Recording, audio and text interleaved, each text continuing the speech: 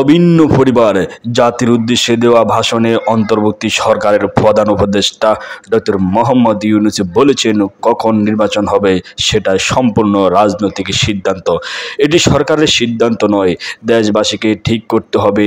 8 August প্রধান উপদেষ্টা হিসেবে শপথ নেওয়ায় 15 দিনের মাথায় Nobel laureate doctor Mohammad Yunus জাতির উদ্দেশ্যে এমন এক সময় ভাষণ দিয়েছেন যখন দেশের বিস্তীর্ণ এলাকা বন্যাক্রান্ত। দায়িত্ব গ্রহণের পর তার প্রথম নীতি নির্ধারিত ভাষণে তিনি বলেছেন, আমাদের দায়িত্ব দেশের সব মানুষকে একটি পরিবারের বন্ধনে আবদ্ধ করা। পরিবার মতভেদ থাকবে, বাঘ বেতনটা হবে, কিন্তু আমরা ভাই বোন, আমরা বাবা মা, আমরা কেউ কারো শত্রু নয়।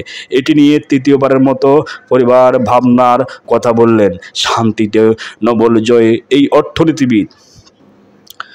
8 আগস্ট দেশে ফিরে বিমানবন্দরে তিনি গোটা বাংলাদেশকে একটি পরিবার বলে অভিহিত করেন। শপথ নেওয়ার পরপরই জাতির উদ্দেশ্যে ভাষণেও তিনি বাংলাদেশকে একটি পরিবারের সঙ্গে তুলনা করেন, যা খুবই তাৎপর্যপূর্ণ।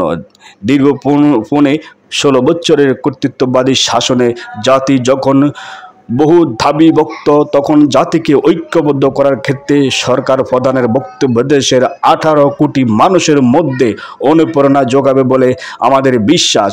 সরকার প্রধান সুস্পষ্টভাবে জাতির উদ্দেশ্যে দেওয়া বক্তব্য বলেছেন, ছাত্রদের আহ্বানে তারা দায়িত্ব নিয়েছেন। ছাত্ররা তাদের প্রাথমিক নিয়োগকর্তা। দেশের আপামর জনসাধারণ এই নিয়োগ সমর্থন করেছেন। আমরা ক্রমাগতভাবে সবাইকে বিষয়টি স্মরণ করিয়ে যাব, যাতে হঠাৎ করে এই প্রশ্ন উত্থাপিত না হয়, আমরা কখন যাব, তারা কখন বলবে আমরা চলে যাব। প্রধান উপদেষ্টা তার বক্তব্য বন্যা দুর্গত এলাকায় বিপদাপন্ন মানুষের ত্রাণে সরকারি বেসরকারি উদ্যোগের কথা স্মরণ করেছেন। বলেছেন, ভবিষ্যতে যাতে বন্যা নিয়ন্ত্রণে অভ্যন্তরীণ এবং প্রতিবেশীদের সঙ্গে যৌথভাবে কর্মসূচি গ্রহণ করা যায়, সেই লক্ষ্যে কাজ শুরু করেছে সরকার। স্পষ্টভাবে বলেছেন, গণরোষের মুখে ফ্যাসিবাদী সরকার প্রধান দেশ ত্যাগ করার পর এখন নাগরিকদের মানবাধিকার সমুন্নত থাকবে। উদয় গণতান্ত্রিক বৈষম্যহীন বাংলাদেশ গড়ার প্রত্যয় ঘোষণা করেছেন তিনি, যার বাস্তবায়নে উন্মুক্ত দেশের প্রতিটি মানুষ।